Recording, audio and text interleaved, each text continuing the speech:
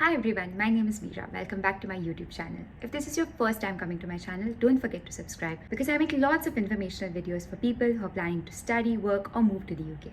Are you a student who's planning to come to the UK this year in 2025, but you're still confused if you should take a studio apartment or if you should go for a shared accommodation? Today in this video, we're going to discuss everything about studio apartment, a shared apartment, their pros and cons, and the questions you should be asking yourself, which will help you decide which one is the best for you. When I was a student and planning to move to the UK, I was so confused if I should go for a studio apartment or a shared one. And there were lots of things which helped me decide. And I chose for a studio apartment, and I'm also going to tell you why I did so. So first, let's talk about what is there in a studio apartment. In a studio apartment, basically it's a self-contained space and it's your own private space, and where you have your private bathroom, bedroom and your kitchen. It's your own space and there's nobody else who will be living with you in that apartment. And speaking of shared accommodation, basically your bedroom will be private, but your kitchen will be shared with a few other roommates, and sometimes even your washroom may be shared if you do not go for an ensuite one. Now let's talk about the pros and cons for each of them.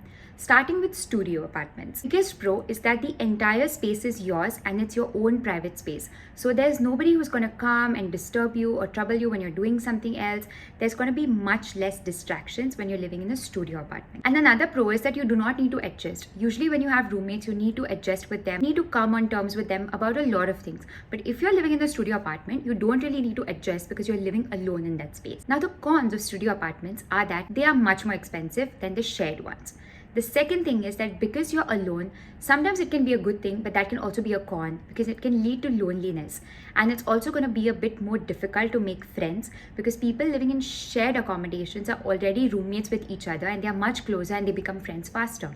But if you live in a studio apartment, it can get a bit lonely and it might be a bit more difficult to make friends and socialize. Now coming to shared accommodations. The biggest pro is that these are much cheaper compared to the studio accommodations. It's more easier to make friends because you will be living in an apartment which will have either 5 or 6 or more people depending on the accommodation, and you will easily become friends with each other because you're basically roommates. So it will take you less efforts to actually socialize with others to make friends. Another thing is that your homesickness might reduce a bit because you have roommates and you have people living with you. And a lot of the times roommates start sharing utilities, sharing groceries, other expenses, and then it becomes like a small family you have away from your real home. So it can be a little better for your mental health and also in terms of cost because you can split things up. Now let's talk about the cons.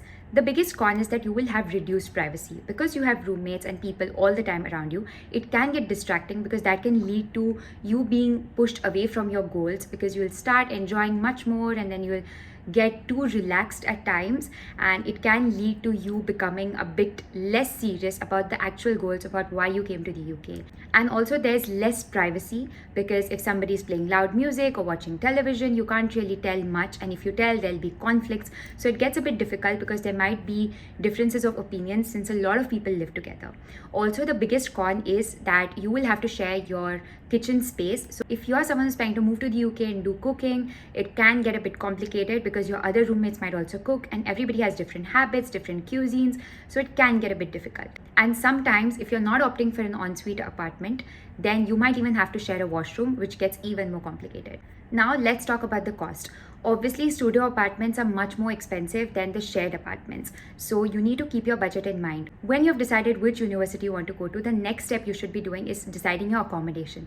And to help you decide that accommodation, you need to decide a particular budget. Only based on your preferences and your budget, you will be able to decide if a studio or a shared space is much better for you. If you are someone who's planning to come to the UK and you have not yet decided which accommodation you want to book, you can check out this site called amberstudent.com. They provide 24/7 support services. These are completely safe accommodations, and university accommodations are usually a bit more expensive, but with Amber Student you will get much more options which will be closer to the city center, closer to the universities.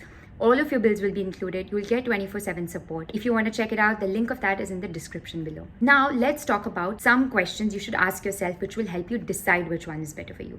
You need to ask yourself, are you an introverted person or are you a social person? Are you someone who does not like to mingle with people and you do not want to do that either? Then a studio might be a better option for you. But if you're someone who is introverted but wants to explore, talk to people and get to know more people and make connections, it's better you go for a shared space. The next thing you you need to ask yourself is obviously your budget requirement. After that, you need to ask yourself about the privacy preferences. Are you someone who likes to do their work quietly without disturbances, or are you someone who likes to do group studies or sit with people and work? These things are really important because when you have roommates, everybody's going to be doing the same things, applying to jobs, part-time, full-time, studies, assignments. So are you the kind of person who would like to do this with a group of other people, or are you someone who likes your own space to do all these things? Now I'll talk about myself. I chose a studio apartment over a shared space, and my reasons for choosing that was I had plans to cook in the UK for all of my meals, and I'm a vegetarian, so I really had strict preferences, and it was really difficult for me to imagine sharing my kitchen and utensils. Other than that, I really wanted to be focused on my studies and my job applications, so I chose a studio apartment for increased privacy. And to deal with the loneliness and not having roommates, I used to take special efforts to actually go become friends with the people living in shared apartments and spend a lot of time with them. As a result of this, whenever I felt lonely and homesick and I wanted people and socialization, I would go and spend time with my friends who lived in shared spaces. When I wanted my personal time and wanted to focus on my stuff, my assignments and job applications, I would just come back to my studio where I had good privacy. And this really worked perfectly for me. I could balance both the things, my focus and my socialization as well. And I didn't get any loneliness or homesickness as such by doing this. Speaking of a studio, I could afford a studio because as a result of the privacy and all of the time I spent with myself, I could apply to part-time jobs, and I got a part-time job, which was how I could easily pay for the studio accommodation. I hope this video was really helpful for all of you who's planning to come here. Comment down and let me know if you're going for a studio or a shared apartment and what's your reason to do so. Also, if you're even confused if you should go for a private accommodation or a university accommodation, make sure to check out my video because I discussed both of them in a video I've made before. Thank you so much, and don't forget to subscribe.